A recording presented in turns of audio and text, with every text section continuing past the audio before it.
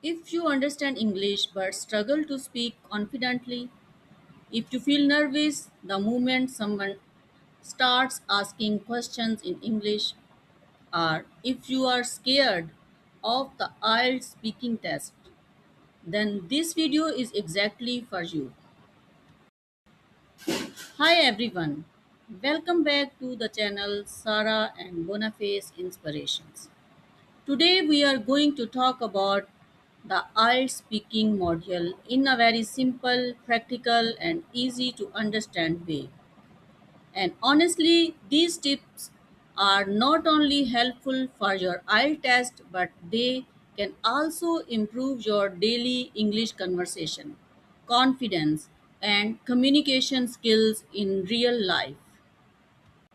By the end of this video, you will clearly understand how the speaking test works, how to answer questions naturally, and how you can improve your band score without sounding memorized or robotic. So sit back, relax, and let's get started. First of all, you need to understand one very important thing. In IELTS speaking, examiners are not looking for perfect English. They simply want to see you whether you can communicate clearly, confidently, and comfortably. Basically, there are four main things they check during your speaking test: pronunciation, fluency, grammar, vocabulary. Let's talk about them one by one.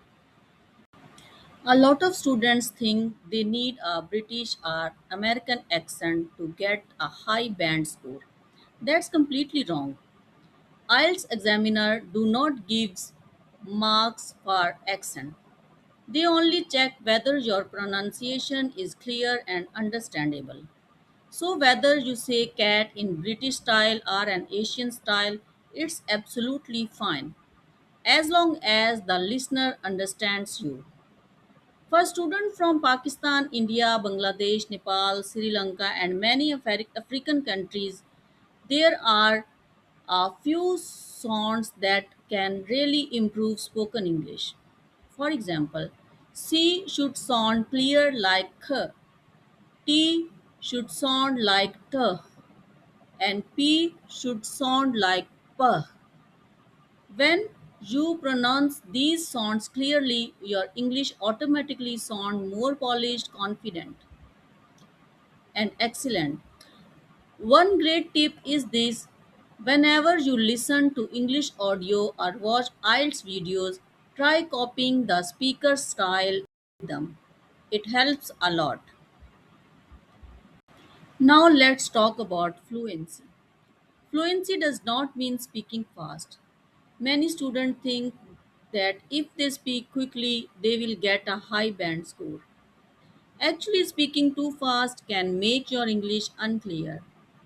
Fluency simply means speaking smoothly and naturally, without too many pauses and interruptions. For example, I would like to have orange juice. That sounds smooth and connected. But if someone says, I would like to have orange juice, then the flow breaks. Another thing that affects fluency is repetition. For example, the rabbit was sleeping, the rabbit was sleeping, the rabbit was looking for, the rabbit were looking for.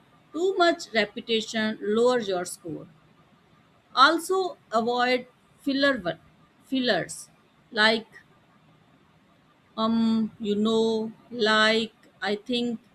These things interrupt your flow. The more you practice speaking regularly, the more natural your fluency becomes.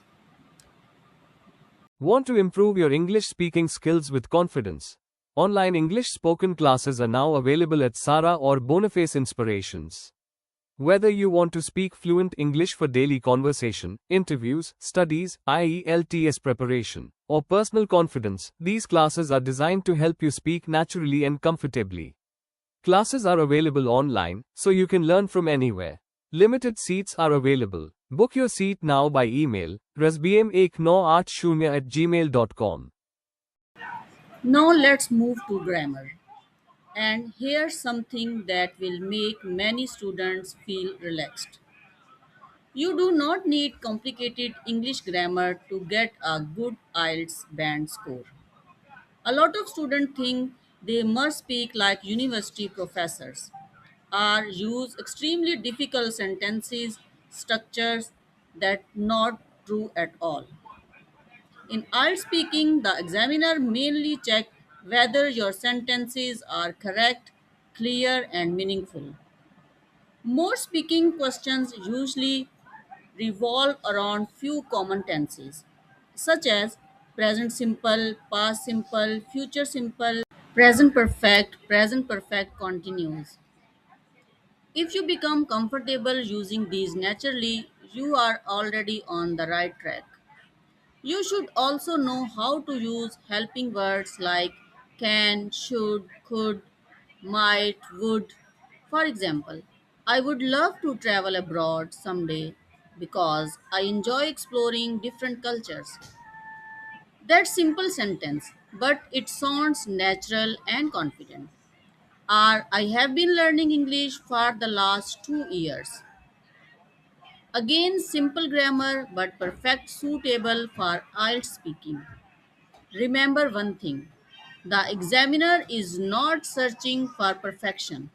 They just want to see whether you can express your idea correctly. Now let's talk about vocabulary. This is where many students make a huge mistake. They try to use very difficult or unusual words just to sound intelligent. But sometimes those words sounds unnatural or even confusing. IELTS speaking is based on real life communication.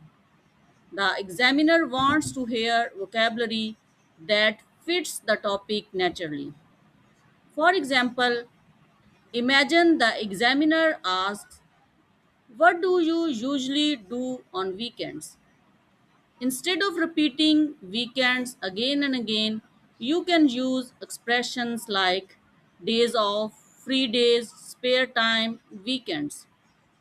For example, on my days off, I naturally spend time with my family or watch documentaries online. Sometimes I also visit nearby park to relax. Simple vocabulary, clear idea, natural speaking. That's exactly what helps you score higher. The goal is not to sound fancy. The goal is to sound comfortable and expressive. Now let's discuss how you should answer IELTS speaking questions properly. The first thing you should notice is the tense of the question. For example, what kind of music do you enjoy? This is present tense, so your answer should mostly stay in present tense. But if the examiner asks, "What did you do last weekend?" Now the question is in past tense, so your answer should also move into past tense. Using the correct tense makes your English sounds organized and accurate. Another important thing is sentence structure. If your target is around band 6, simple and clear sentences are completely fine. But if you want band 7 or higher, try connecting your ideas more naturally. For example, I enjoy cooking because it helps me relax after a stressful day, and it also gives me a chance to try new recipes. That sounds much smoother than saying, "I like cooking, it is relaxing, I make food." Connected ideas create a better impression. Now let's move to speaking part 1. This is where many students lose marks without realizing it. One common mistake is giving extremely short answers. For example, what kind of movie do you like? Answer is action. Do you enjoy reading? Yes. These answers are too limited. The examiner wants to hear you speak naturally. A better method is to follow this simple structure: give a direct answer, add details or reason, and number third is finish your thoughts naturally. For example, I really enjoy comedy movies because they help me relax and forget stress for a while. I usually watch them with my siblings during weekends, and they always make our evening more enjoyable. See how natural that sounds. You are not speaking too much, but you are giving enough details.